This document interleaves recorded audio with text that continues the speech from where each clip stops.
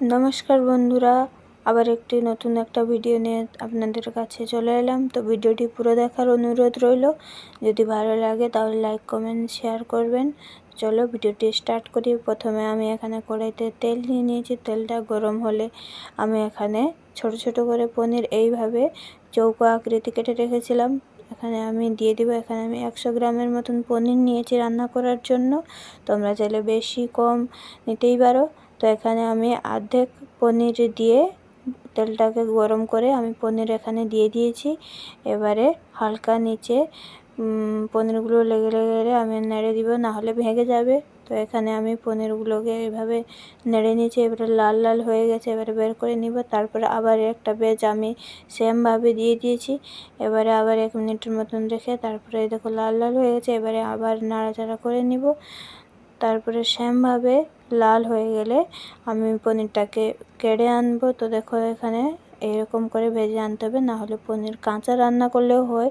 আমি ভেজে রান্না করছি যাতে আরও ভালো টেস্টি হয়। তারপরে আমি একই তেলেতে আলুগুলোকে সেমই পনিরের মতন ছোট ছোট করে আমি চৌকা আকৃতির আলুগুলোকে কেটে নিয়েছি। এখানে আমি 2টো আলু নিয়েছি। তো তোমরা চাইলে বেশি কম নিতে পারো। অল্প লবণ দিয়ে আমি পনিরটাকে ভালো করে আলুটাকে ভালো করে নেড়ে চেড়ে নিব পনিরের মতনই। তো এখানে এরকম লাল লাল হয়ে গেলে আমি এখানে আলুটাকে কেড়ে নিব। প্রথমে দেখে নিব সিদ্ধ হয়েছে কিনা। তো দেখো বন্ধুরা, আলুগুলো সিদ্ধ হয়ে গেছে। তো আর একটু যেটা সিদ্ধ হবে সেটা তরকারিতেই সবজি রান্না করলেই সিদ্ধ হয়ে যাবে। এখানে আমি ওই তেলে অল্প আর একটু তেল দিয়ে আমি এখানে প্রথমে চিনি অল্প দিয়ে দিয়েছিলাম। চিনি গরম হওয়ার পরে এখানে আমি তেজপাতা আর খাড়ি মশলা এলাইচি দিয়ে দিয়েছিলাম। তারপরে ওটা গরম হওয়ার পরে আমি এখানে কেটে রাখা ছোটো ছোটো করে কেটে রেখেছিলাম পেঁয়াজগুলো দিয়ে দিয়েছিলাম। এখানে আমি 2টা পেঁয়াজ নিয়েছি। তো তারপর অল্প পরিমাণে লবণ দিয়ে ভালো করে নেড়ে চেড়ে আমি এটাকে তেলের সঙ্গে মিশিয়ে নিব। তো বন্ধুরা, এখানে দেখো পেঁয়াজ থেকে তেল বেরিয়ে চলে এসছে। এইভাবে দেখো তেলগুলো পেঁয়াজ থেকে ছেড়ে গেছে। এবারে আমি থেতো করে রেখেছিলাম আদা রসুন। তো 1 চামচের মতন হবে আদা রসুন। তো এখানে আমি থেতো করে রেখেছি, তোমরা চাইলে বেটেও দিতে পারো। তো এখানে থেতো করে রাখা আদা রসুন আমি এখানে দিয়ে ভালো করে 2 মিনিটের মতো নেড়ে চেড়ে নিব, যাতে আদা রসুনের যে গন্ধটা ছেড়ে যায়। তো বন্ধুরা, এখানে আমি আর একটা মশলা নিয়ে নিয়েছি।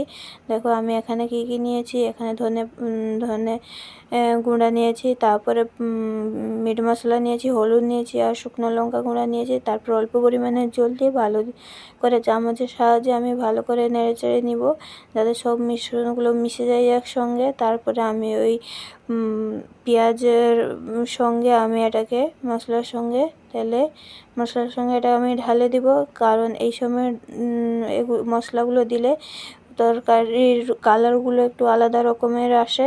তো এবারে ভালো করে নেড়ে চেড়ে নিব, যাতে পেঁয়াজ আর আদা রসুন থেকে জল ছেড়ে যায়, জলগুলো শুকিয়ে তেলগুলো ছেড়ে যায়। তো এরকম ভালো করে নেড়ে চেড়ে নিব। তো এখানে দেখো কত সুন্দর কালার চলে এসছে। আবার একটু নেড়ে চেড়ে আমি এখানে টমেটোগুলোকে অ্যাড করব। দেখো কীভাবে মশলাগুলো থেকে তেল বেরিয়ে চলে এসছে। তো কালারটাও খুব সুন্দর এসছে। তো বন্ধুরা, এখানে আমি টমেটো অ্যাড করে দিলাম। তো টমেটো অ্যাড করে ভালো করে নেড়ে চেড়ে নিব। তো মশলার সঙ্গে টমেটোগুলোকে ভালো করে নেড়ে চেড়ে নিলে টমেটো গলে যাবে মশলার সঙ্গে। আর তারপরে দেখো এইভাবে গলে গেছে। এবারে ভালো করে নেড়ে চেড়ে নিব। আমি 3 থেকে 4 মিনিটের মতনই টাইম গেছে টমেটোগুলো গলার জন্য। তারপরে এখানে দেখো টমেটো থেকেও মশলা থেকেও তেলও ভালো করে বেরিয়ে চলে এসছে। মশলা থেকে তেলগুলো ছেড়ে দিয়েছে। এবারে দেখো আমি এখানে শিমলা মির্চিগুলো ছোট ছোট করে যেরকম পনির আলু কেটেছিলাম ওইভাবেই ছোট ছোট করে আমি এখানে শিমলা মির্চি কেটে রেখেছিলাম, ওইগুলোই দিয়ে দেবো। এবার দেখো তেলগুলো কত সুন্দর ছেড়ে গেছে আর স্যান্ডও কত সুন্দর আসছে। এইভাবে কালারটাও হেভি কত সুন্দর এসছে। তো এইভাবে শিমলা মির্চিগুলো আমি এখানে দেখো এইরকম সাইজে ছোট ছোট করে কেটে রেখেছি। এগুলো এবারে দিয়ে দিব, দিয়ে ভালো করে নেড়ে চেড়ে নিব মশলার সঙ্গে। শিমলা মির্চি ভালো করে আমি এখানে মিশিয়ে নিব একসঙ্গে। তারপরে আমি দু মিনিটের মতন ঢাকা দিয়ে দিব। তারপরে ঢাকা দেওয়ার পরে এরকম দুবার করে নিয়েছি, ঢাকা দিয়ে 2 মিনিট করে ঢাকা দিয়ে ভালো করে নেড়ে চেটে নিয়েছি। এখানে দেখো সিমলা মির্চের কালারটাও চেঞ্জ করে হয়ে এসছে, হাফ সিদ্ধর মতন হয়ে এসছে। আমি এখন এটাকে ভালো করে আবার নেড়ে চেড়ে নিব। তো দেখো বন্ধুরা, এখানে হাফ সিদ্ধর মতনই সিমলা মির্চটা সিদ্ধ হয়ে এসছে। এবারে এখানে আমি অল্প পরিমাণে জল দিব, কারণ সিমলা মির্চের সঙ্গে যেমন কড়াইতে না লাগে, ওই জন্যই অল্প পরিমাণেই জল দিব। তো অল্প পরিমাণে জল দিয়ে ভালো করে আমি এটাকে নেড়ে চেড়ে নিব, যাতে সিমলা মির্চিও সিদ্ধ হয়ে যায়। তো 1-2বার আবার ঢাকা দিয়ে আমি 2 মিনিটের মতন, এবারে আমি আলু আর পনির ভেজে রেখেছিলাম ওগুলোকে ভালো করে দিয়ে ভালো করে নেড়ে চেড়ে আমি এখন মিশিয়ে দিব।